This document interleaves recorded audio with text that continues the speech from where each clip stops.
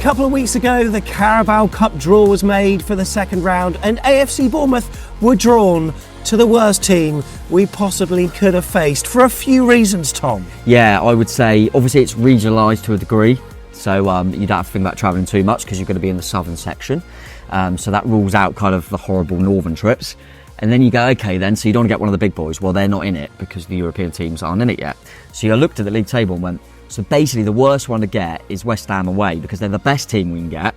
Away from home in the most soulless, crappy stadium, no disrespect, because Upton Park was the best ever. Yeah. And it's in London. Well, So obviously I looked at that draw and went, that is the worst thing ever. When's the tickets out? I'm there. welcome. We are back on the net. We're an AFC Bournemouth fan channel. If you've been wooed by what Tom has said, then you can do a couple of things. Click the like button because I really appreciate that. Subscribe as well. Please subscribe and click the bell because there'll be videos coming out from, I mean, this is the worst trip we can have and we're still going and we're only going to provide them content, aren't we? Yeah, that's all exactly. we're going for, not the beers. So look, we've got this preview that you're watching now, but also, of course, there'll be a match day vlog and maybe a quick reaction as we go home, hopefully with a win. But what are we expecting from the game? Who are we going to be starting with? Tom here is going to predict both sides coming up. But look, at this point in time, we'll take a look at the league table. Yes, I know it's not a league fixture, but it's probably a gauge of where both teams are at. Now, West Ham United, they start the season with a tricky match on paper against Villa, which proved to be tricky, but then they came through against Crystal Palace with a really good 2-0 win. It looks like winning 2-0 at Selhurst is for everybody. We did that too last time. We did. But that is an impressive one, isn't it? Definitely. I think I noticed that on the old Super 6 that a lot of people done well because most of the results were kind of as you expected. And a lot of people had Bournemouth Newcastle as a draw. Shouldn't have been a draw. But no one could get that West Ham would go to Selhurst and win. I think a few people maybe said draw, but I think most people fancied Palace. So that's credit to West Ham. And I'm sure we'll get onto it, mate. But they've got a good coach and they've addressed some situations. Really, I've been really impressed with their transfer business. So I think they are a team to watch. What I'm hoping is they think, look, I think West Ham should go, look, we want to get back into Europe and we should do it with the league. We've got to just forget about the cup. You don't need the cup. I just want a little cup run, mate. Well, look, the last time we played at the London Stadium, it was in the league. There was more VAR intervention, but this time it went on our side because Solanke's goal was chalked off by the ref, but it was allowed by VAR. If only it could have been the other way around at the weekend. Oh my God, we fucking scored! We scored!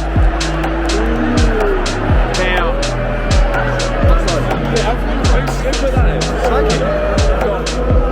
I would check Twitter, but there's no signal in this shit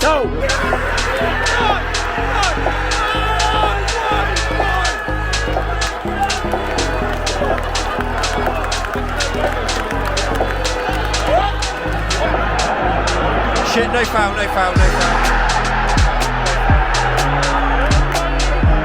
I tell you what. Tell him to stop. Possible penalty. Down Kudus in the area.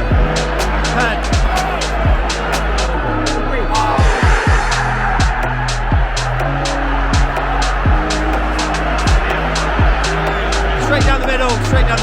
Never a pen, so they say. More Prowse. Yeah, so look, we left with a point there. This Wednesday, it's a 7:45pm kickoff and it is going to be live on Sky Sports Plus. We don't blame you if you're choosing to do that. Kids are for £1. They were clever, West Ham, I thought, because it's an easy one to miss, isn't it? A cup game and on the telly, and they've summer holidays still. Yeah. It's for £1. I think we were only a tenner. Yeah, that's right. I mean, could I have a shave and get in, do you reckon? Could you get in on it? Let me know. Look, listen, look at, right, shave that. I'm 5 foot, cool. And I reckon with a shave, I could get in. Maybe. Look, West Ham fans have not been overly happy with their pricing this season, including the concessions or the lack of. So this maybe goes to temper the emotions somewhat with Hammers fans at the moment. But look, we need to talk about what is happening with Bournemouth signing Spaniard Kepa Arrizabalaga. Of course, he signed for Chelsea in 2018 for a whopping £71.6 million. That's right, Bournemouth now have the most expensive goalkeeper of all time playing for them. It's fair to say he's not fulfilled his potential and he struggled to hold down a starting spot on a consistent basis at Chelsea, ultimately being drafted into Real Madrid on loan last year as a temporary replacement for the injured Courtois. This summer, we know that he was linked with a move back to Madrid, but the Saudi Pro League also was floated as a potential destination for the 29-year-old. Now, barring Gary Cahill, I suppose, he's got to be one of the most decorated players to have signed for the Cherries. And of course, him and Andoni, they did briefly cross paths with each other. But what does this mean for Neto and his future? We really don't know. But it's a signing that we've been calling out for, and we've got our man. Look, we need to talk about West Ham, though, and they are riding the relative crest of a wave at the moment with a brand new manager, lots of hope, lots of expectation. Of course, West Ham parted ways with their manager, David Moyes, when his contract ran out at the end of last season. And Julen Lopetegui is the man. Of course, he was at Wolves, wasn't really backed there financially, but it's fair to say he has been at West Ham, mate. Their transfer activity has been absolutely superb, hasn't it? And I mean, they got a few people out the door. Yeah, they did. Some of the fringe players. Yeah, more of the fringe players. That Kerr ended up leaving. He's the one that played volleyball against us in the league game. I think Ben Rama ended up going on a permanent. Ben Johnson went to Ipswich. Yeah. Flynn Downs went to them lot down the road. So, yeah, a few kind of fringe players, but they've strengthened so well, mate. I mean, I think Max Kilman's one that's gone under the radar. Yeah. Because I think he was, obviously Lopetegui will know him from his short spell at Wolves, And I think you're already seeing quite early in the season how much Wolves are missing Max Kilman at the back. So that was a big one. Somerville, I remember looking at Leeds' squad and going, someone's got to get him. Yeah. He's a player. And he hasn't even started, so he's probably going to play. Oh, God. And the same can be said about an unbelievable German centre forward in Füllkrug, who I think is so underrated in what he does.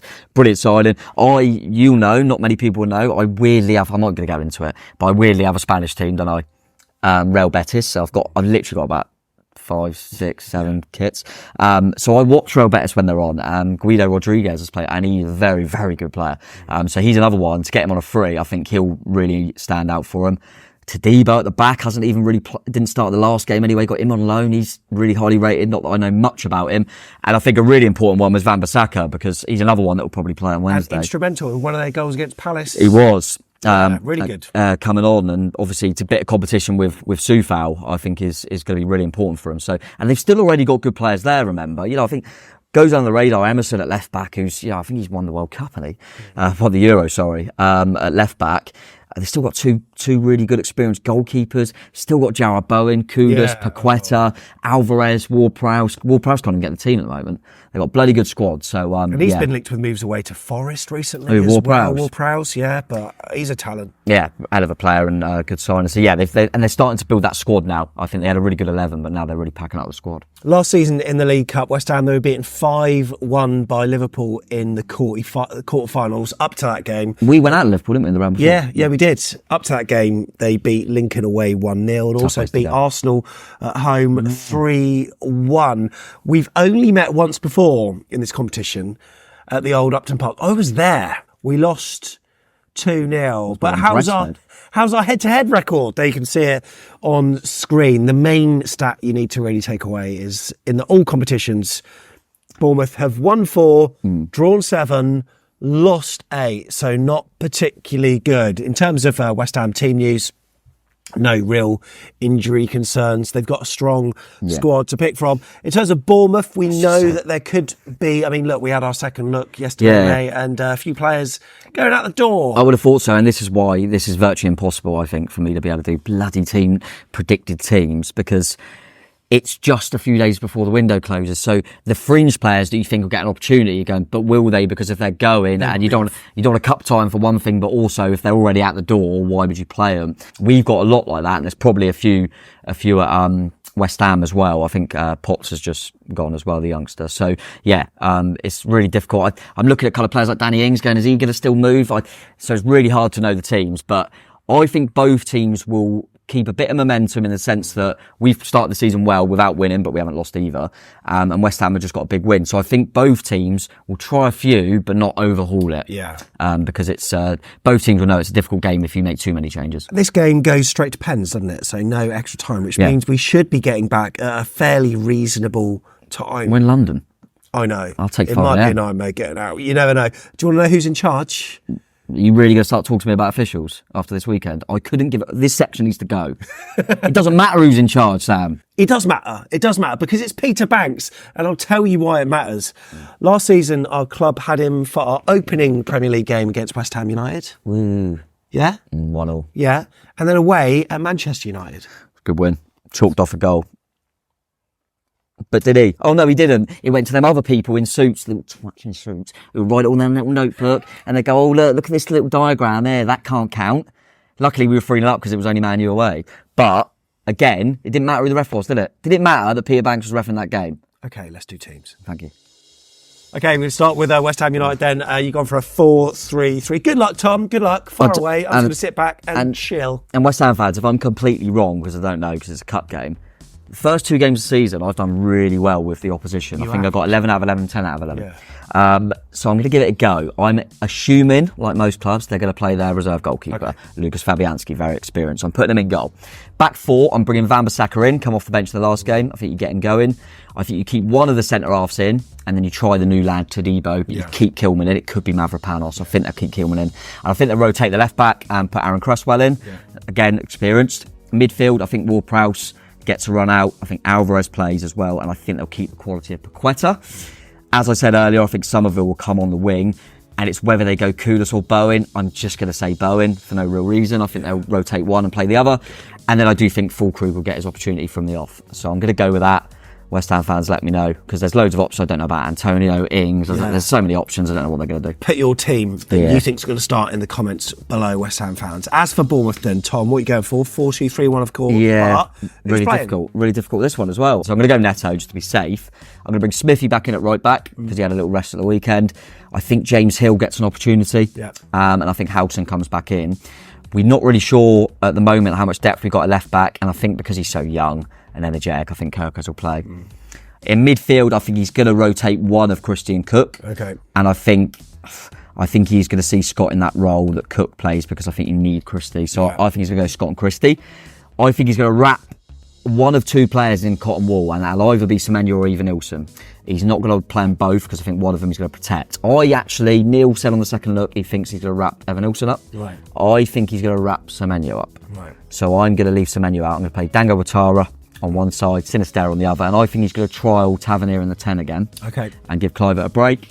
And then Evan Ilson, I think he's going to play up front and see if he can get him off the mark as quick as he can. Just keep playing him. That's what I think. What are your predictions? Let us know in the comments down below. We'd be really interested to know what you got to say. I'm going to go for West Ham 2-1 win. Do you know what I'm going to do? What? 1-1 again. Pens. Neto the hero. He doesn't save penalties. No, but I tell you what, this could all quickly change. Is just say Kepa's in goal. Yeah. He's a genius at penalties. Okay. But I got this feeling that if West Ham fans, if you don't know, I said first game of the season would be 1-0, it was 1-0. I said second game of the season would be 1-0, it's 1-0. I've predicted 1-0 at the weekend against Everton. I'm going to change that now, we're going to win 5-0. So I'm going to say West Ham 1-0, and somehow we're going to win it on pens. I'll tell you who's going to miss the penalty. Who's going to miss James Ward-Prowse? You know it. Happy days. Look, let us know if you're going to be there. Looking forward to seeing you there with our packed out away end. Probably going to take, 500? Yeah, and about 450 We are massive. We will see you at the London Stadium. But until then, up the cherries. Yeah, up the cherries. Come on. We signed anyone else? My phone's going off. Something happened?